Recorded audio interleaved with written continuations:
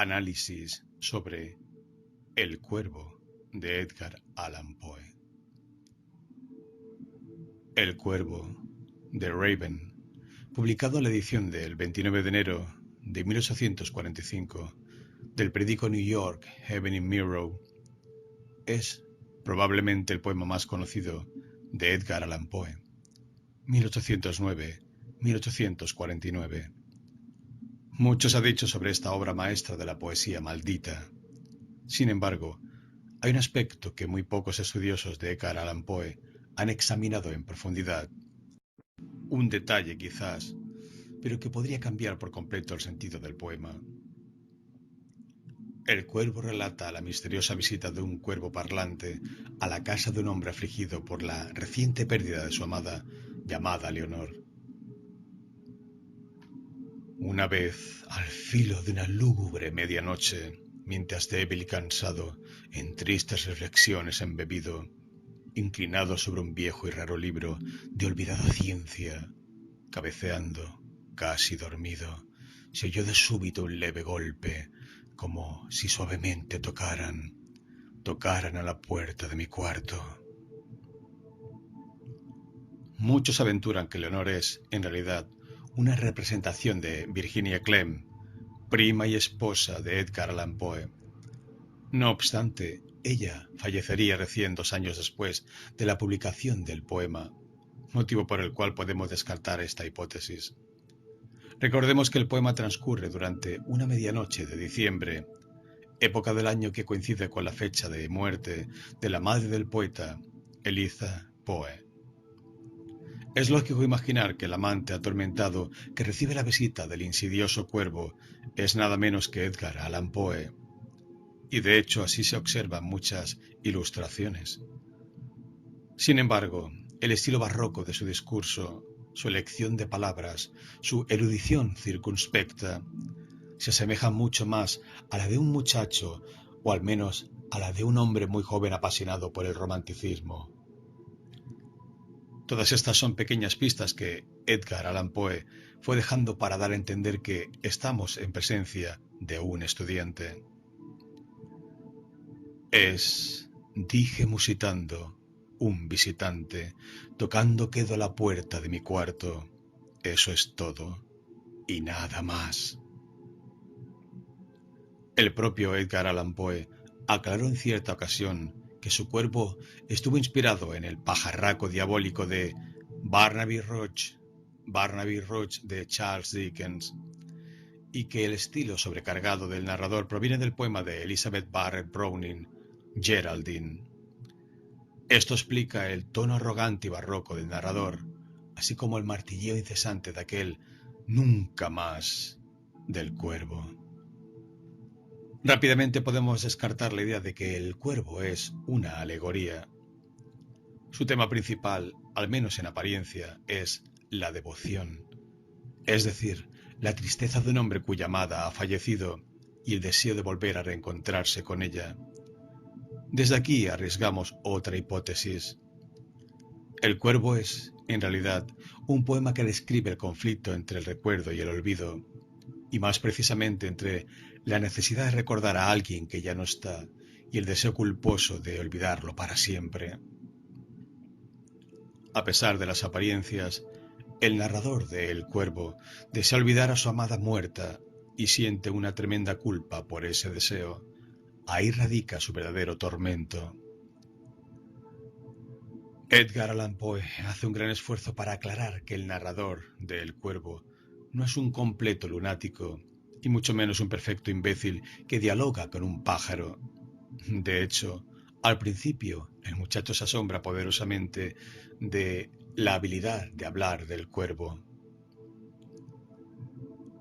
Cuánto me asombró que pájaro tan desgarbado pudiera hablar tan claramente, aunque poco significaba su respuesta.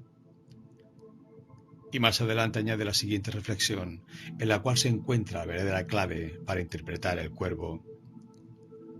Sin duda, pensé, sin duda lo que dice es todo lo que sabe su solo repertorio. En este punto, el narrador entiende que lo único que el cuervo sabe decir es Nunca más. Nevermore. De hecho, incluso aventura de qué forma el pájaro aprendió únicamente esas palabras.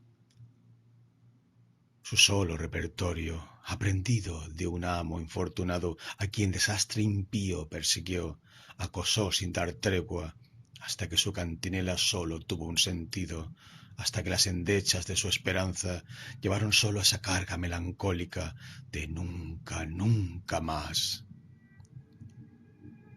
Este detalle suele pasar desapercibido, aunque de hecho es la clave para entender el cuervo. En este instante el muchacho sabe que el cuervo solo puede decir nunca más, de modo tal que, a partir de ahí, todas sus preguntas son formuladas sabiendo de antemano cuál será la respuesta del pájaro, nunca más. ¿Y cuáles son las preguntas que el narrador formula sabiendo que el cuervo responderá nunca más? ¡Ay, dime! ¿Hay bálsamo en Galaad? Dime, dime, te imploro.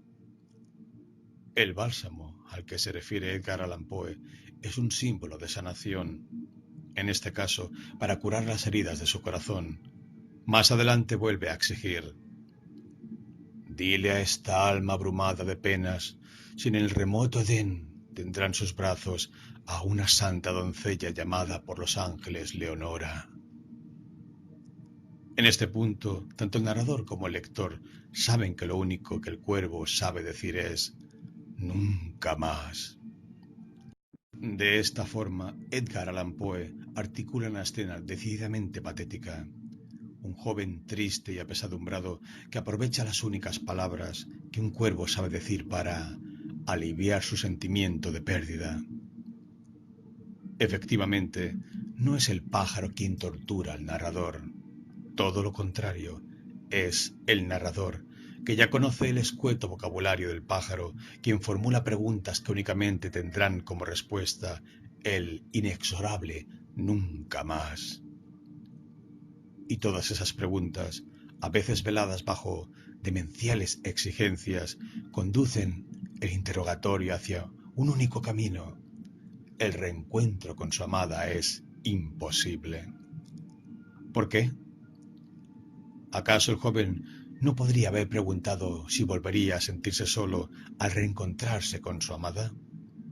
¿O quizás si, tras ir hacia ella en el Edén, volverían a separarse? En cualquier caso, el cuervo siempre respondería nunca más. No obstante, este joven apesadumbrado elige deliberadamente aquellas preguntas que sentencian cualquier posibilidad de volver a ver a Leonor. A esta altura del poema, el interés del muchacho por el cuervo cambia repentinamente. Finge estar enojado y trata de echarlo del cuarto, desde luego sabiendo cuál será su respuesta. Deja mi soledad intacta, abandona el busto del dintel de mi puerta, aparta tu pico de mi corazón y tu figura del dintel de mi puerta. Y el cuervo dijo, nunca más.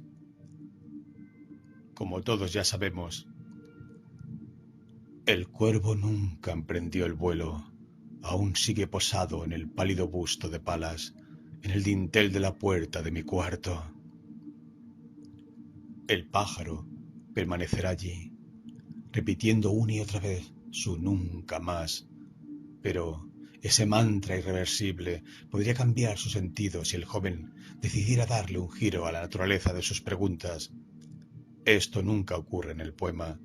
El cuervo nunca lo abandonará, porque sin él la culpa por desear el olvido de Leonor es una carga insoportable.